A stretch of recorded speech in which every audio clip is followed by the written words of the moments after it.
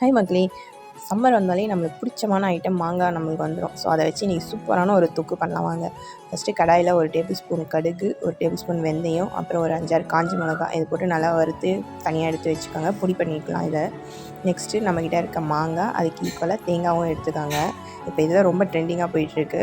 So இது அதிலே கொஞ்சம் டிஃப்ரெண்ட்டாக பண்ணலாம். மாங்காவையும் தேங்காவையும் கொஞ்சம் கோர்ஸாகவே அரைச்சி எடுத்துகிட்டு வந்துடும் குறன்னு. நெக்ஸ்ட்டு கொஞ்சம் நல்லெண்ணெய் ஊற்றி கடுகு போட்டு தாளிச்சுப்போம். கடுகு நல்லா பொரிஞ்சோடனே நம்ம பெருங்காயம் போட்டு, பெருங்காயமும் நல்லா எண்ணெயில் பொரியிடும். அதுக்கப்புறம் கொஞ்சமாக கருவேப்பிலை போடுங்க.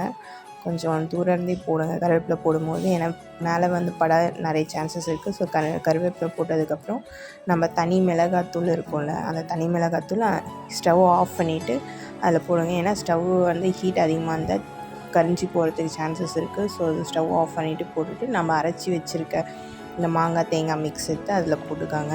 போட்டு கொஞ்சம் சிம்மில் வச்சுடுங்க. அது நல்லா அந்த எண்ணெயிலேயே நல்லா வதங்கி வரணும். ஸோ அப்போ தான் அதோடைய டேஸ்ட்டு பார்த்திங்கன்னா இன்னும் நல்லா சூப்பராக இருக்குங்க. இது வந்து ரைஸுக்கு போட்டு சாப்பிட்லாம், இட்லி, தோசை அந்த மாதிரி டிஃபன் ஐட்டம்ஸ்க்கும் வச்சு சாப்பிட்லாங்க. நம்ம அரைச்சி பொடி பண்ணி வச்சுருக்கிறது இப்போ இதில் மிக்ஸ் பண்ணிடலாம். மிக்ஸ் பண்ணிவிட்டு நல்லா சிம்லேயே வச்சு கலரி கொடுங்க. ஸோ இது வந்து ஃப்ரிட்ஜில் ஸ்டோர் பண்ணிங்க அப்படின்னா 1 மந்த்துக்குமே கெடாமல் அப்படியே தாங்க இருக்கும். ஏன்னா நம்ம கொஞ்சம் எண்ணெய் நிறையா சீக்கிரத்தினால கெடாது அவ்வளோ சீக்கிரத்தில். இல்லை நீங்கள் சாப்பாடு போட்டு அன்றைக்கே தொக்கு சாதம் மாதிரி கலர்றீங்க, மாங்காய் தொக்கு சாதம்னிங்கன்னா அதுக்குமே செம்ம சூப்பராக இருக்குங்க. ஸோ சாப்பாடில் நல்லா இந்த தொக்கு போட்டுட்டு கொஞ்சம் நல்லா நல்லெண்ணெயை ஊற்றி பிசைஞ்சு சாப்பிட்டு பாருங்கள். டேஸ்ட்டு சும்மா அடி தூள் தாங்க சொல்லணும்.